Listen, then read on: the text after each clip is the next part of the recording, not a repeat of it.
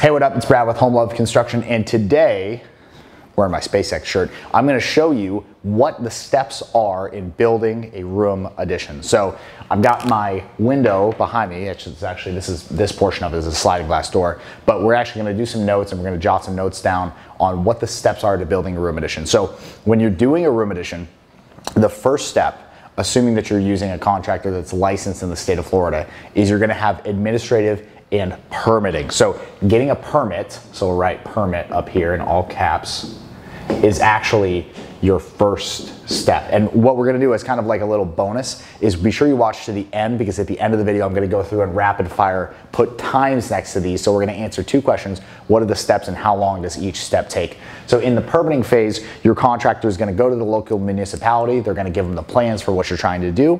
They're gonna answer all the questions that the municipality needs to know. What type of windows are you putting in? How big is it? How are you building it, out of block or wood? How's everything attached? They wanna know all those details. That gets sorted out in the permit phase. Then at the end of it, they give you a big check mark and they say, go ahead, build that thing. Then the next step, once you actually get into building it, so step number 2, there we go.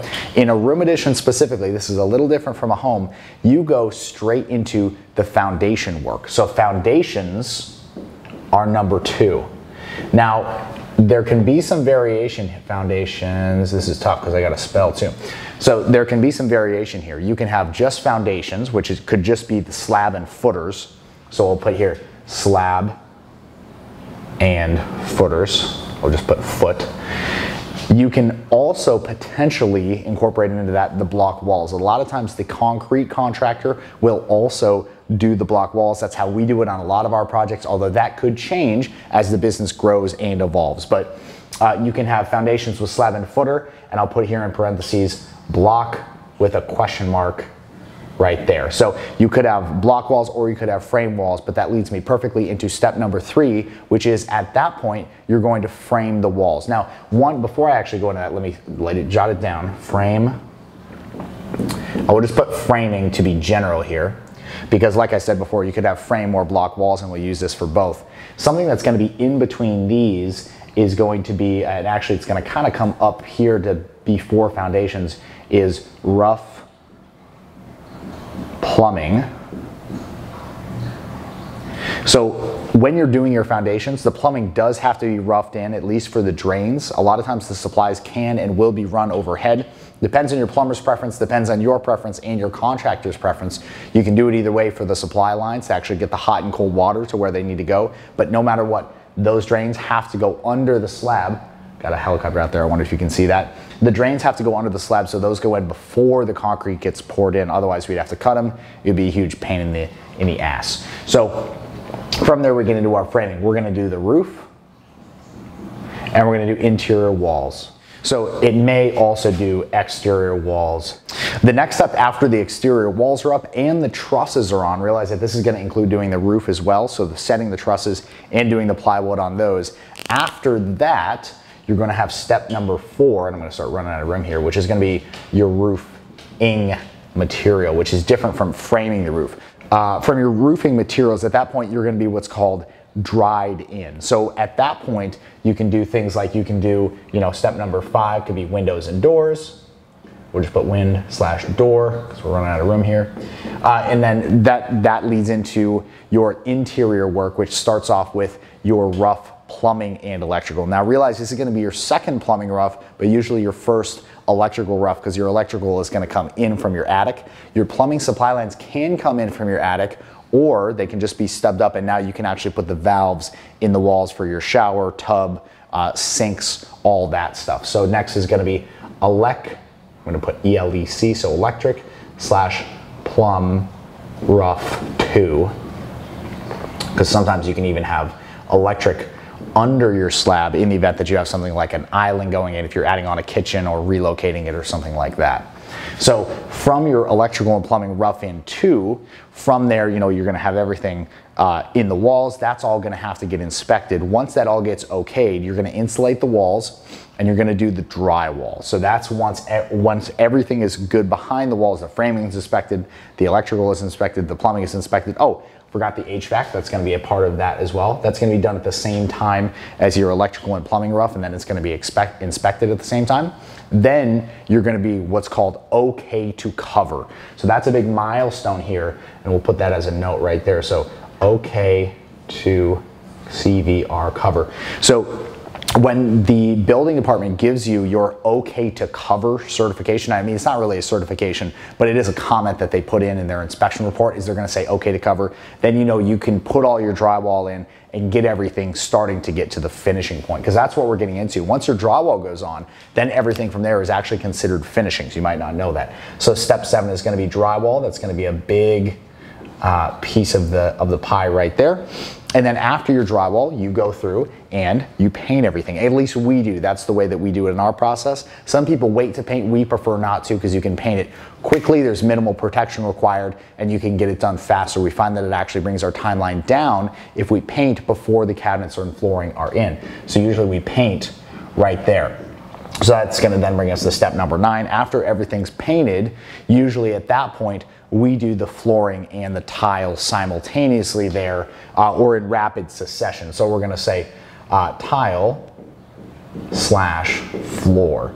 There may be somewhere, you know, you're doing a mixture of tile and wood floor. You may be doing tile and vinyl plank. You may have no tile if there's no shower. You may just have vinyl plank or wood flooring, or you may just have carpet if you're really just going for a budget and you just need extra space. So that's going to happen after your painting is done. What's going to follow that is you're going to do step number 10 is going to be your cabinets, cab slash trim.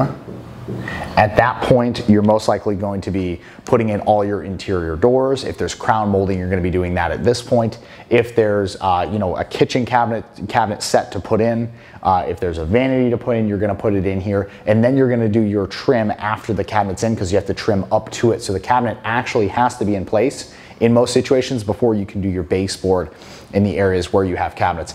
Same thing can happen for crown molding in some specialized places. And then from there, you're going to go to step number 11, which is once everything is in and trimmed out. By the way, usually the trim is going to be painted before you put it in, so the painter doesn't have to come back.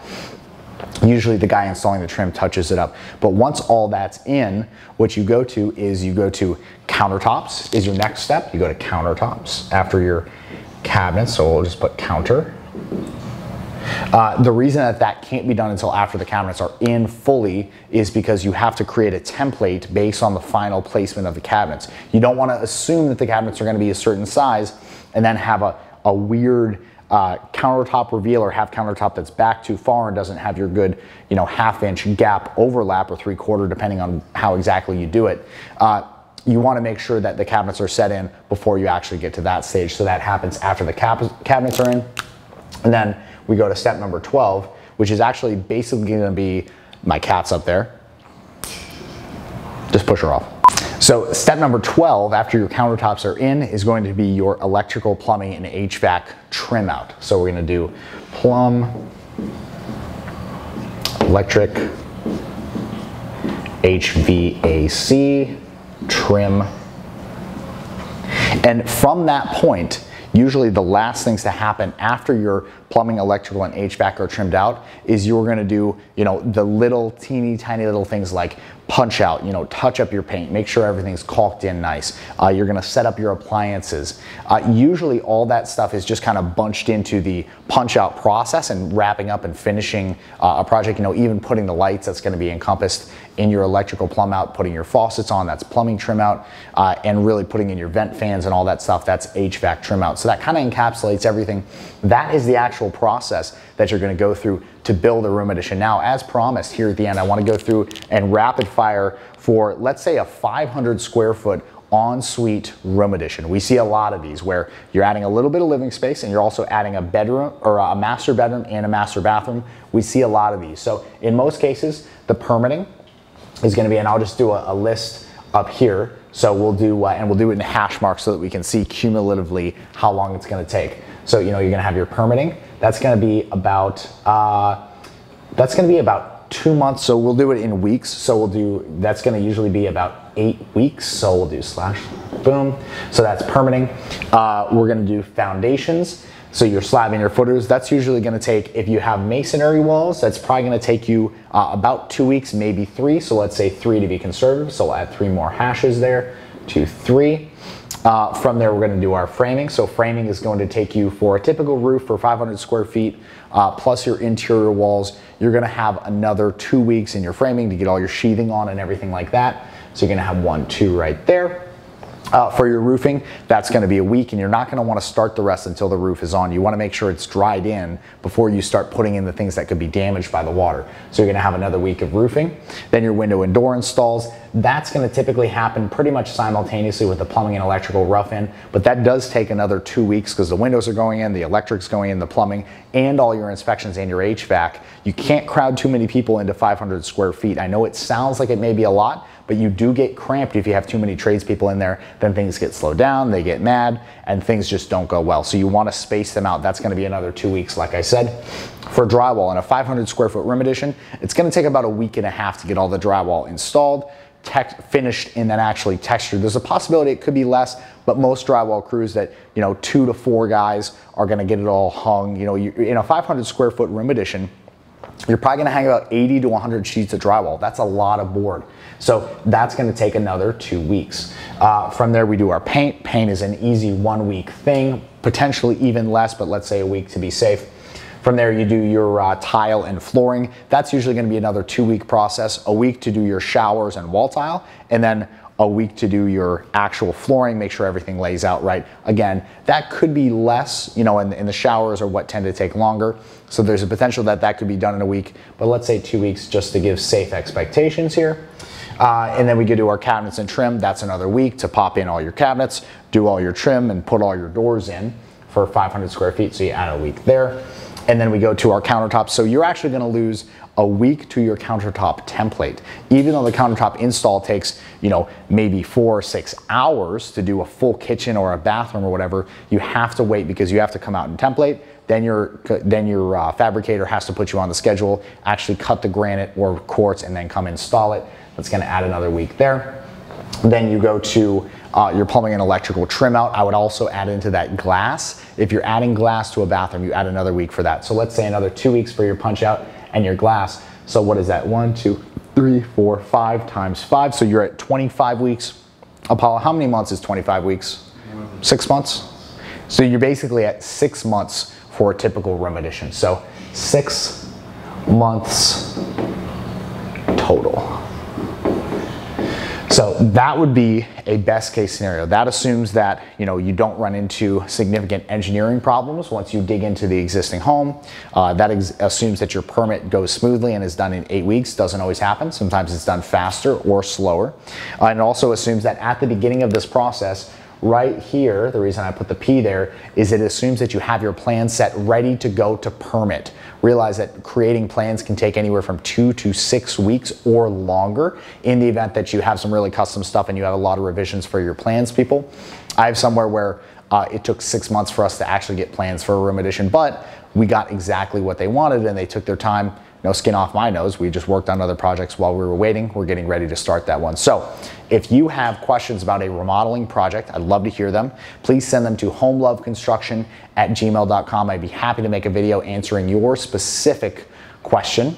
Thank you for watching. I do appreciate your attention. Be sure you subscribe to the channel and like us on Facebook. We're Home Love Construction there.